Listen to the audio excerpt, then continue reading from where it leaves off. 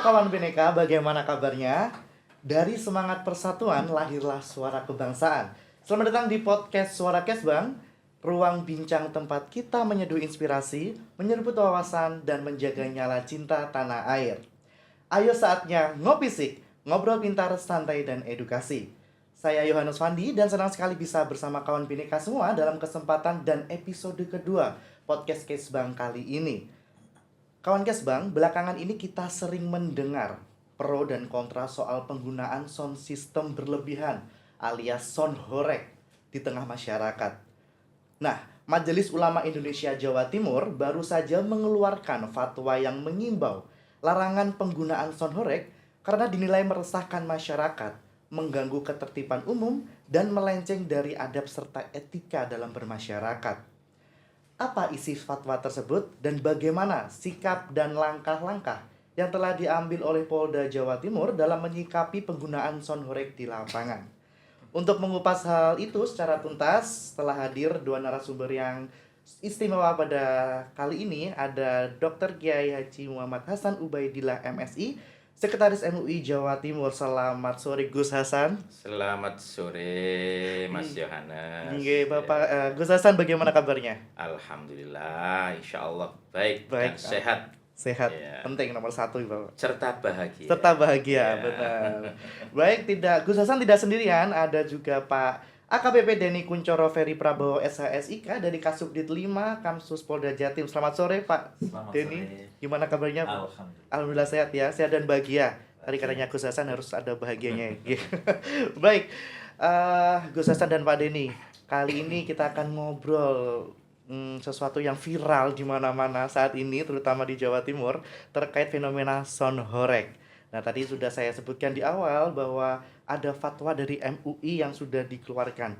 Nah, Gus Hasan, apa isi dari fatwa MUI Jawa Timur terkait larangan penggunaan sound horeg tersebut? Ya, sebelum saya bicara isi fatwa, fatwa ini tidak ujuk-ujuk ada. Betul. Gak tahu-tahu langsung mengeluarkan fatwa, tidak.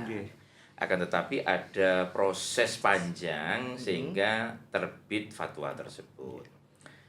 Ketika ada Bahsul Masail di Pasuruan yang hasilnya itu mengharamkan sound horeg, ada beberapa perwakilan masyarakat yang datang ke MUI.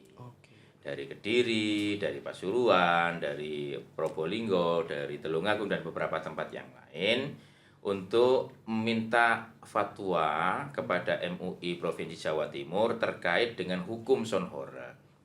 Akhirnya berdasarkan permintaan masyarakat tersebut, maka tanggal 9 Juli 2025 yang lalu, MUI Jawa Timur mengundang pihak-pihak terkait. Yang pertama itu pengaju fatwa yang diwakili oleh beberapa orang dari Kediri dan di tempat yang lain. Kemudian ada perwakilan dari asosiasi atau konsorsium sound horeg. Ini diwakili 5 orang. Ada yang ketua asosiasinya langsung datang dari Malang dan Blitar dan beberapa yang lain juga. Kemudian ada ahli THT dari Universitas Airlangga dan Rumah Sakit Dr. Sutomo yang datang langsung saat itu pakarnya Profesor Dr. Nyilo Purnami namanya dengan timnya ahli THT.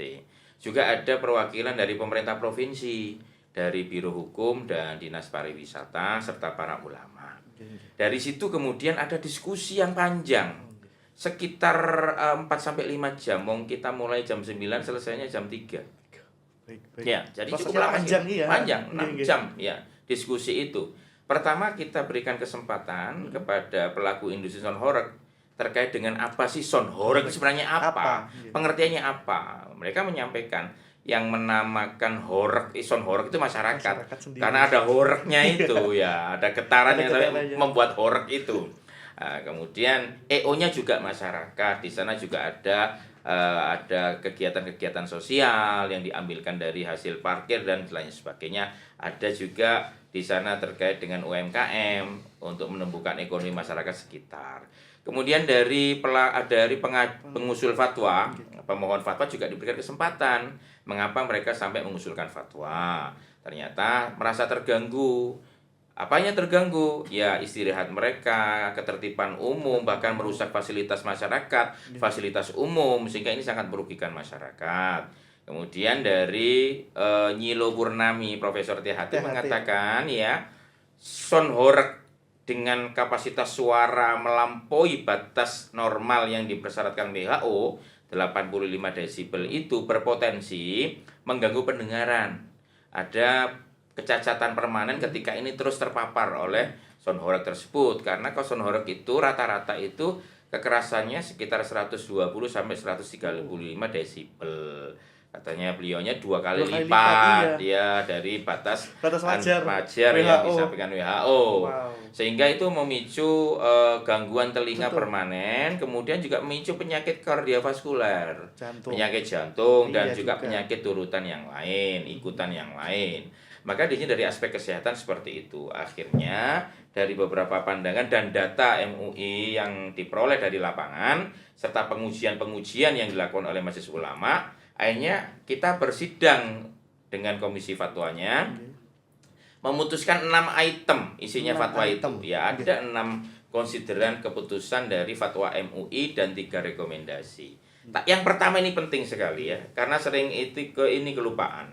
Yang pertama itu di fatwa MUI itu bunyinya menggunakan teknologi modern termasuk sound system untuk kepentingan-kepentingan keperluan yang positif, tidak melanggar ketertiban umum, norma-norma agama, kemudian regulasi yang ada diperbolehkan.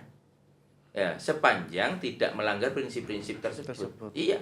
Jadi ingat loh, ketertiban umum penting ya.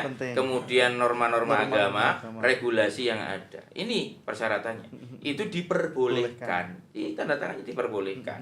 Kadang-kadang disalah kutip ya oleh disalah artikan. Oh boleh kan begitu. Boleh. Tapi kemudian yang nomor 2, bunyi fatwa itu, kebebasan berekspresi itu dibatasi oleh hak-hak orang lain. Ya. Jadi enggak lantas kemudian sakarepe dhewe. Nah, lah baru diktum ketiga dari fatwa itu, dengan fakta yang ada, sound horeg itu lebih banyak mafsadatnya atau madorotnya daripada manfaatnya. Apa itu? Gangguan kesehatan, kemudian ada kemaksiatan, di sana ada fasik ya, ada tari-tarian, joget-joget, kemudian mempertontonkan aurat yang cenderung pornoaksi, pornografi juga, kemudian diselingi minum-minuman keras, tidak jarang terjadi tawuran. Maka disitulah kemudian muncul fatwa haram. Nah, di situ konsideran nomor 3. Kemudian yang nomor 4 ini battle sound. Battle sound itu perang sound system ya. Itu nggak perang aja begitu kerasnya, apalagi sampai perangan. Itu yang kemudian diharamkan secara mutlak karena sangat mengganggu dan merugikan kesehatan. Maka melalui kajian keagamaan dengan berbagai macam argumentasi syariah, kemudian pendapat-pendapat ulama, maka diputuskan bahwa sound horeg untuk saat ini itu dihukumi haram. Itu ya, itu munculnya seperti itu. Kemudian ada rekomendasi. Pertama, rekomendasinya ada 3 ya. Pertama itu meminta kepada pemerintah, khususnya pemerintah Provinsi Jawa Timur, untuk menerbitkan regulasi untuk mengatur keberadaan sound horeg. Kemudian yang ke nomor 2 itu konsiderannya apabila seperti ini, maka ada meminta kepada Kementerian Hukum untuk tidak menerbitkan haki sound horeg selama belum menyelaraskan dengan prinsip-prinsip yang ada dalam fatwa MUI. Jadi hal-hal seperti itu yang penting untuk difahami bersama, sehingga tidak membunuh kebebasan berekspresi, tidak. Tapi ada ruang di konsideran pertama dalam fatwa tersebut diperbolehkan sepanjang tidak melanggar ketertiban umum, norma agama dan regulasi yang ada.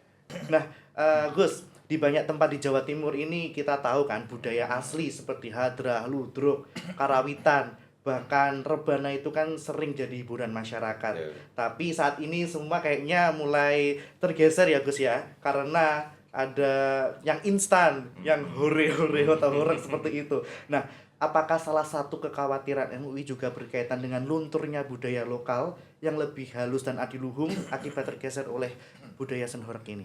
Di antaranya memang sound horeg itu ya, indikasi merusak moralitas anak-anak bangsa ini sangat kelihatan secara kasat mata.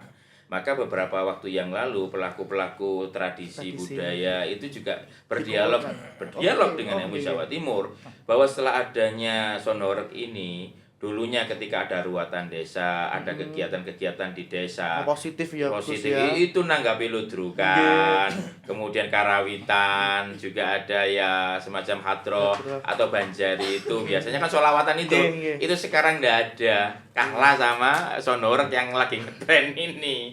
Maka dari situ kemudian ketika kita mengatakan bahwa ini adalah budaya bangsa, budaya dari mana? Masa budaya Indonesia itu disco? Itu kan bukan dari kita. Kemudian joget-joget dengan setengah telanjang seperti itu, kemudian minum-minuman, itu kan bukan budaya kita. Musik-musik DJ musik DJ itu ya, apalagi kemudian erotis tariannya, bukan budaya kita. Maka ayolah kembali kepada kearifan lokal, budaya-budaya lokal kita, tradisi-tradisi kita itu kita galakkan kembali, kita tampilkan kembali. Itu yang kemudian membuat kita adem, gak tawuran. Iya. Kalau ada gitu gak tawuran, masuk ludrukan tawuran, nah, kan begitu. Iya, Gus, karena yang apalagi sholawatan tawuran kan. Nah, iya mungkin itu.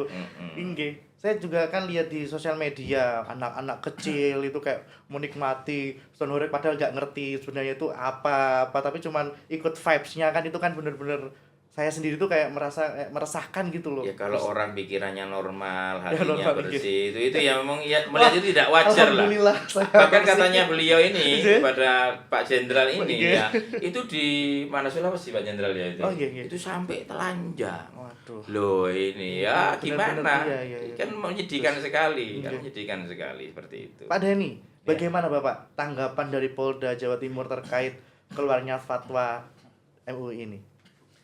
Jadi tugas dari Polda Jawa Timur itu kan kita itu untuk menjaga keamanan dan ketertiban masyarakat. Nah, fenomena adanya budaya Sonorek ini ada beberapa kejadian yang menimbulkan, contohnya di Kabupaten Malang ada yang kakek meninggal gara-gara ada Sonorek ini. Terus kemudian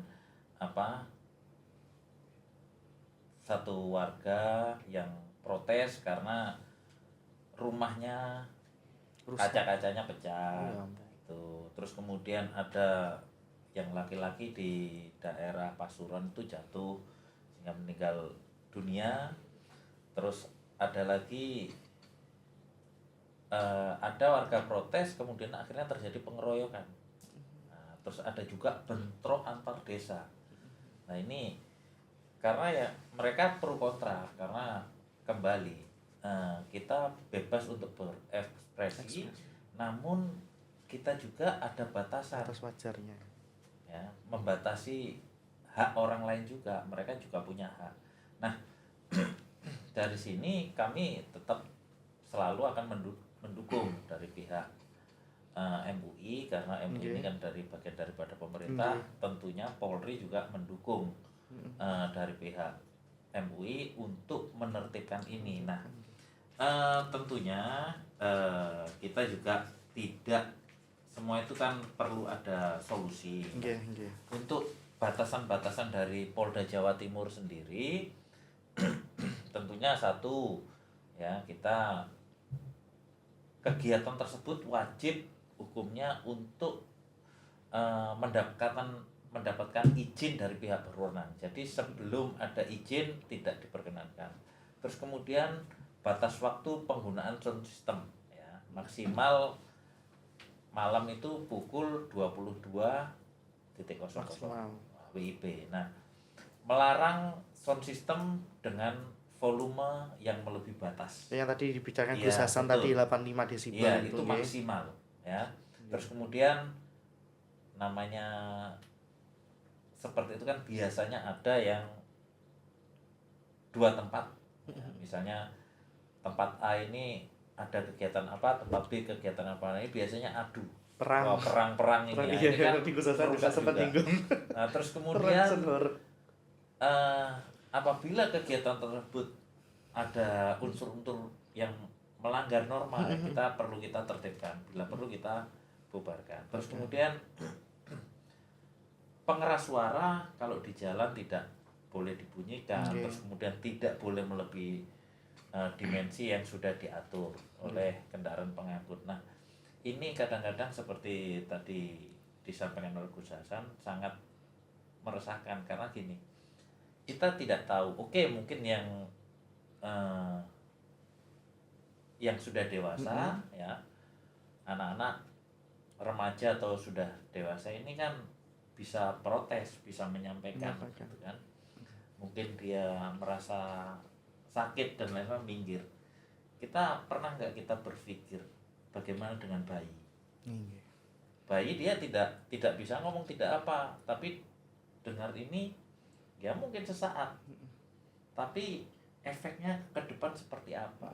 Nah, terus kita juga melarang kegiatan-kegiatan itu di daerah-daerah yang merupakan fasilitas umum. Contoh misalnya dekat dengan rumah sakit, terus kemudian dekat dengan sekolah, tempat masjid, dan ibadah lain sebagainya. Nah, itulah makanya kita perlu tentunya harus mengadakan kegiatan-kegiatan seperti rakor stakeholder ya, sosialisasi.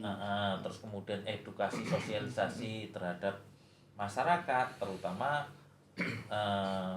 pemilik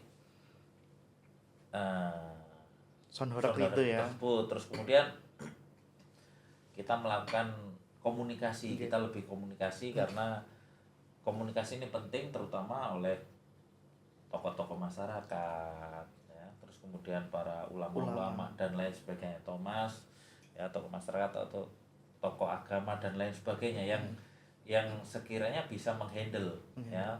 Terus kemudian tentunya di daerah itu harus ada kesepakatan ya. Kesepakatan itu bentuknya seperti apa? Nah, yang disepakati oleh pihak-pihak yang terkait. Nah, apabila melanggar ada sanksi tentunya ya, dan itu bisa apabila melebihi tersebut ya bisa dikenakan sanksi hukum. Nah, gitu.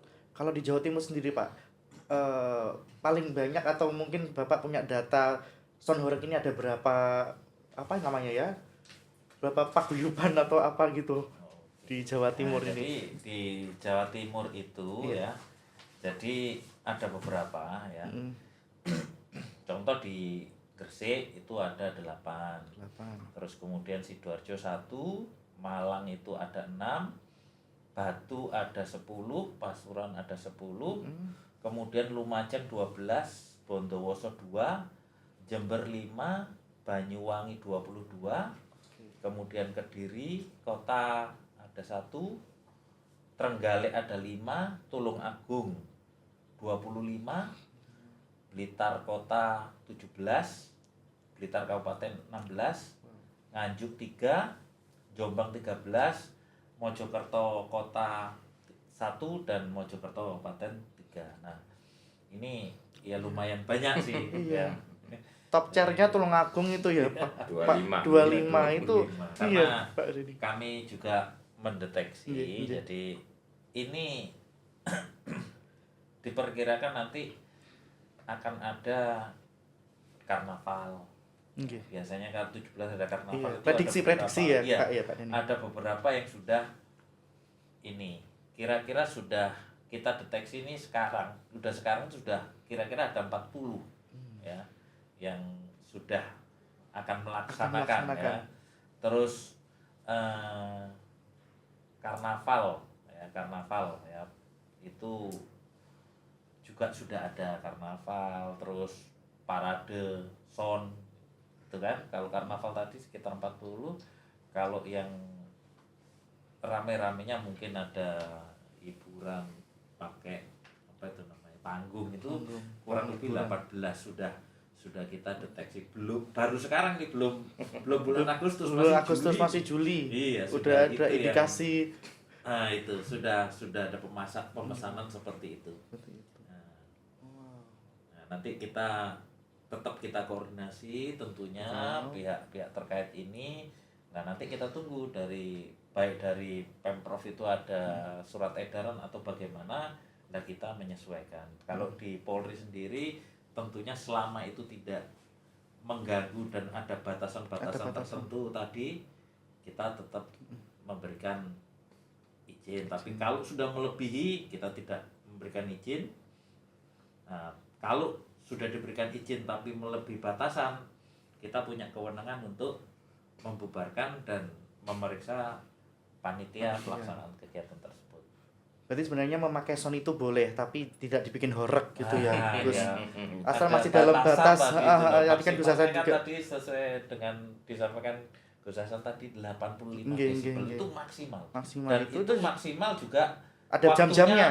8 jam. 85 8 jam desibel itu- itu 8 jam. Maksimal itu aja udah bikin kuping bermasalah, Bahaya. apalagi 135 itu gimana, Gus? Ya meledak kupingnya. Iya makanya pulang-pulang iya. Gendang telinganya Iya, rusak. iya, Gus. Nggih. Itu tadi. Nggih, Gus. Apakah sudah ini untuk Gus Hasan nggih? Apakah sudah dilakukan sosialisasi dan edukasi, Gus, kepada masyarakat mengenai isi fatwa ini? Fatwa itu permintaan masyarakat kebetulan ini ya, yang Gitu. fatwa nomor 1 tahun 2025 itu permohonan dari masyarakat. Oke.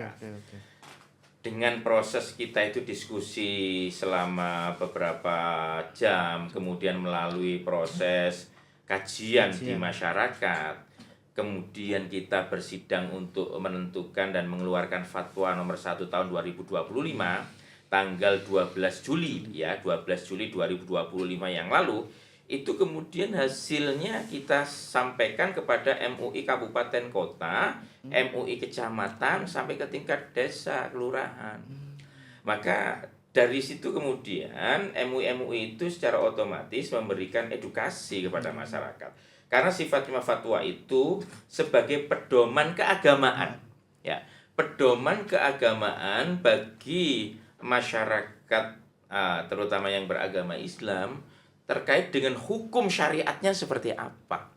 Maka MUI Jawa Timur saat ini ada yang namanya serap aspirasi dan sosialisasi fatwa nomor 1 tahun 2025 di 8 titik atau 8 zona ya. Yang sudah itu Sidoarjo itu meliputi Surabaya, Sidoarjo, kabupaten kota di Mojokerto dan Jombang. Ya, kemudian lanjut ke Batu saat itu. Langsung ke Batu itu meliputi Malang Raya sampai Blitar. Blitar Kota Kabupaten. Kemudian itu Sabtu kemarin. Minggunya, Ahadnya itu kita ke Bangkalan itu Madura Raya. Madura Raya. Kemudian setelah itu kita ke Lamongan itu Pantura Raya. Pantura mulai dari Tuban, Bojonegoro, kemudian Lamongan, Gresik. Itu artinya dari situ kita bisa melihat bagaimana respon di masyarakat terkait dengan persoalan ini. Maka MUI Kabupaten Kota itu Fisofin Wahid satu barisan untuk mensosialisasikan dan memberikan edukasi kepada masyarakat. Dan apabila ada penolakan karena ketidakpahaman, ketidaktahuan, maka para alim ulama yang ada di Majelis Ulama ataupun yang ada di perguruan tinggi itu memberikan edukasi terkait dengan persoalan itu. Maka yang namanya edukasi itu selalu kita sampaikan di masyarakat bahwa hukum agamanya itu seperti ini loh. Ya, aspek mudorotnya seperti itu loh. Gangguan kesehatan disampaikan, ketertiban umum disampaikan, karena ada faktor-faktor yang merusak juga disampaikan. Semuanya disampaikan mulai A sampai Z. Sehingga tidak ada ruang sebenarnya untuk kita itu tidak melaksanakan fatwa ini. Tidak ada ruang sebenarnya. Cuma satu saja, bagaimana kita mencarikan solusi ketika industri ini kan yang disampaikan itu kita menerima saja katanya itu. Akan tapi harus ada solusi dong supaya yang kerja di tempat kita yang jumlahnya itu ribuan itu tidak kehilangan pekerjaan, tidak jadi nganggur, bahkan terjadi nanti kriminal-kriminal yang diakibatkan oleh mereka yang pengangguran. Itu mereka hanya butuh solusi saja. Maka yang namanya solusi itu kita bicarakan bersama. Tentu kebijakan dari pemerintah daerah ini menjadi penting mulai dari kabupaten kota sampai provinsi. Baik. Gus, apakah imbauan ini itu juga mencakup penggunaan sound horeg untuk unjuk rasa dan lain-lain itu, Gus? Yang namanya fatwa itu untuk semuanya, ya, baik itu untuk unjuk rasa, kemudian karnaval, pertunjukan ruat desa dan yang lain-lain, itu semuanya mencakup ini. Fatwa ini sebenarnya baik panduan syariat untuk kegiatan yang bersifat seperti sound horeg ya, yang di sana itu komplit kan. Sound horeg itu ada soundnya yang melebihi batas normal itu ya sampai 135 desibel. Kemudian ada tari-tariannya, disco, joget, ada musiknya musik disco. Disco. Kemudian ada pakaiannya juga seperti itu yang mungkin standarnya seksi. Ya, seperti itulah kira-kira Iya, gitu. Standarnya sesuai dengan seleranya anak-anak milenial kayaknya itu. Enggak kalau. Nah, kemudian yang dibawa ini kalau tidak ada minuman kerasnya, ini kayaknya kurang lengkap. Nah, makanya kemudian ada minuman keras. Loh, kalau sudah seperti ini, mabuk, kemudian tawuran, itu menjadi pemandangan yang tidak bisa dielakkan. Maka masa seperti ini kemudian kita biarkan.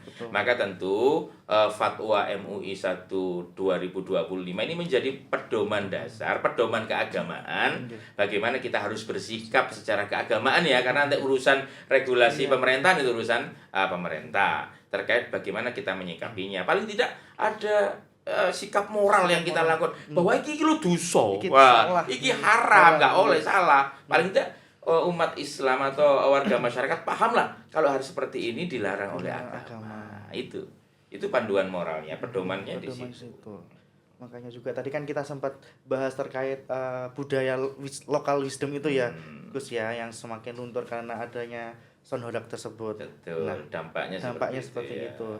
Nah, Pak Hasan, apakah ada sanksi bagi masyarakat yang melanggar imbauan tersebut? Tentunya gini, kalau kami dari pihak Polda, tentunya sebelum mereka tampil itu kan ada izin yang diterbitkan. Nah, izin ini kalau melanggar aturan ya, atau melanggar perizinan sesuai dengan kesepakatan yang sudah ditandatangani itu, tentunya pasti ada sanksinya. Ya. Tentunya ada sanksinya. Itu baik kita sebelum ada kegiatan Fatwa MUI ini, kita juga sudah melaksanakan selama ada laporan masyarakat, selama tidak disetujui masyarakat atau sudah melanggar batasan yang sudah ditetapkan, itu pasti kita akan panggil, kita periksa dan ada sanksi sesuai pelanggaran yang mereka buat tadi. Tuh. Oke. Baik, kalau menurut Pak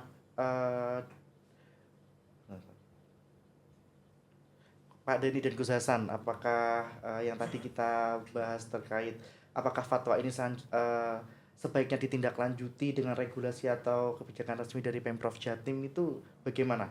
Apa saran mungkin dari MUI terkait regulasi yang ideal untuk Pemprov Jawa Timur? Fatwa itu di samping konsideran 6 tadi itu ada rekomendasi. 3 tadi. Ya, 3 rekomendasi itu. Yang pertama adalah meminta kepada pemerintah daerah untuk menerbitkan aturan untuk menertibkan sonhorak agar tidak mengganggu masyarakat dan ya tidak ada aspek madorotnya tadi itu.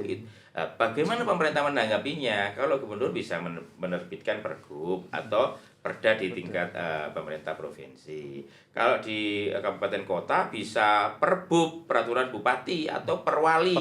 Peraturan wali kota atau perda di daerah tersebut. Maka di sini menjadi penting karena apa? Sifatnya fatwa itu hanya himbauan moral, pedoman keagamaan, tidak mengikat, tidak ada sanksi di sana. Sanksinya sanksi moral. Yo ojo lakoni koyo iku dosa, gak oleh iku kan begitu-begitu. Tapi untuk ini bahwa dapat hukuman apa gitu denda atau hukuman yang lain itu nanti ada regulasi yang mengatur terkait dengan itu. Jadi penting sekali agar ini mengikat, maka penting untuk ditindaklanjuti dengan regulasi.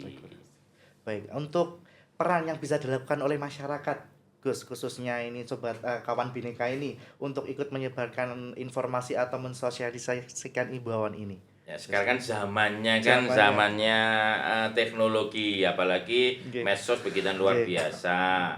Maka hal-hal yang positif yang saat ini ada, ya seruan-seruan moral itu jangan sampai kalah dengan buzzer-buzzer yang kemudian mendekonstruksi atau mendelegitimasi keberadaan fatwa. MUI Jawa Timur mengeluarkan fatwa itu sekali lagi berdasarkan permintaan dari masyarakat, keresahan masyarakat juga. Permintaan itu karena ada keresahan ini kan tentunya. Maka itu kan kembali kepada masyarakat. Kalau ada kepentingan-kepentingan terkait dengan bisnis, misalkan karena pekerjaannya di situ, kemudian cari makan di situ, ada masyarakat yang berdagang di situ, ini bisa dicarikan solusi. Tadi itu ketika dibatasi batas maksimal sampai 18 desibel, tidak ada minum-minuman keras, tontonan-tontonan erotis yang merusak moralitas anak-anak kita, tentu masih dalam batas-batas toleransi yang ada, asalkan tadi itu tidak melanggar prinsip syariat, tidak melanggar ketertiban umum dan juga regulasi yang ada. Baik Pak, untuk di Polda sendiri, apakah sudah ada kontak pengaduan masyarakat terkait soundwork ini? Nah, itu tadi yang sudah saya sampaikan. Ada beberapa yang mungkin tadi meninggal di Kabupaten Malang, ada yang itu semua aduan dari masyarakat. Itu bisa kemana kalau misalnya lagi terjadi masyarakat nih, aku lagi ada di mana, terus ada mau ngelaporin ini, saya harus menghubungi siapa Pak kalau di Polda Jatim? Kalau di Polda Jatim tentunya di polisi atau kantor polisi terdekat. Ya, itu bisa dilaporkan. Ya, nanti dari kantor polisi, kalau ini levelnya tingkatnya di polsek atau di kecamatan, itu bisa ditindaklanjuti. Lalu levelnya itu di daerah kabupaten, ya tentunya Polres. Tapi kalau eventnya itu sampai ya event provinsi, tentunya ya pasti Polda yang menang. Kita sesuaikan. Jadi masyarakat tidak perlu khawatir. Misalnya kalau ada kegiatan yang sudah melanggar hukum, silakan datengin ke kepolisian terdekat. Ya, terdekat ya. Kalau mungkin ada anggota polisi yang sedang patroli atau petugas yang sedang patroli, kalau memang ada atau mungkin ada yang lagi di pos, silakan siapapun Polri yang ada di dekatnya bisa dilaporkan. Ya, nanti mereka, kalau mereka perorangan, mereka pasti melaporkan ke kantornya atau kesatuannya untuk ditindaklanjuti. Seperti itu. Oke, baik. Gus Hasan dan juga Pak Denny, apa nih pesan-pesan untuk kawan Bhinneka Sobat Jatim dimanapun mereka berada terkait fenomena soundwork ini? Monggo, Gus Hasan. Majelis Ulama Indonesia Provinsi Jawa Timur melalui Fatwa nomor 1 tahun 2025 itu sudah jelas di sana bahwa kreativitas itu dibuka, tidak kita bunuh atau tidak kita batasi secara seluas-luasnya, tidak, tapi kreativitas masyarakat itu juga harus mempertimbangkan keberadaan hak-hak masyarakat yang lain. Maka tentunya Majelis Ulama Indonesia Provinsi Jawa Timur itu menghimbau kepada masyarakat bahwa keberadaan soundwork yang saat ini menjadi polemik, yang sebagian besar meresahkan masyarakat, tentu harus kita bersama-sama agar keberadaan soundwork ini bisa sesuai dengan ketertiban umum, artinya selaras dengan ketertiban umum, selaras dengan aspirasi masyarakat. Untuk itu, fatwa tersebut tujuannya adalah memberikan pedoman keagamaan kepada masyarakat, agar masyarakat ini tahu bahwa hal-hal yang semacam itu tidak dibenarkan secara agama. Untuk itu patuhilah. Ketika ada hal-hal yang positif seperti ini, harus disosialisasikan dan di-backup bersama melalui berbagai macam platform media sosial agar hal-hal yang positif itu bisa didengarkan dan disuarakan ke masyarakat yang lebih luas. Saya kira seperti itu pesan dari MUI Provinsi Jawa Timur. Terima kasih Gus Hasan. Pak Denny, monggo dari Polda Jatim. Saya berpesan kepada seluruh masyarakat, jadi silahkan ya, buat aspirasi, buat kegiatan-kegiatan semaksimal mungkin, tapi harus positif ya. Kita kurangi kegiatan-kegiatan yang negatif, kita dukung aturan-aturan yang dibuat oleh pemerintah ya, untuk tetap bersama-sama kita jaga keamanan dan ketertiban masyarakat. Yang terpenting kegiatan-kegiatan yang dilakukan tersebut bermanfaat bagi masyarakat dan tidak melanggar norma-norma hukum. Itu saja. Baik, Gus Hasan, Pak Denny, terima kasih banyak atas waktunya. Sama-sama Mas Yohanes. Iya, saya mendapatkan insight yang luar biasa tadi dari fatwa MUI yang benar-benar ini memang salah satu juga saya merasakan keresahan terkait Sonurek tersebut, dan perbincangan hari ini menunjukkan bahwa menjaga ketertiban dan kenyamanan di ruang publik bukan hanya tanggung jawab pemerintah atau aparat penegak hukum, tetapi merupakan bentuk partisipasi aktif kita sebagai warga negara. Fatwa MUI dan langkah-langkah yang telah diambil oleh Polda Jatim menjadi pengingat bahwa harmoni sosial perlu dijaga bersama dengan kesadaran, kedewasaan, dan kepedulian. Baik, sekali lagi kami ucapkan terima kasih terhadap Gus Hasan dan juga Pak Denny atas waktunya sudah berkunjung ke Badan Kesatuan Bangsa dan Politik Provinsi Jawa Timur. Dan akhir kata kawan Bhinneka, saya Yunus Fandi, Gus Hasan dan juga Pak Denny menyampaikan terima kasih dan sampai jumpa.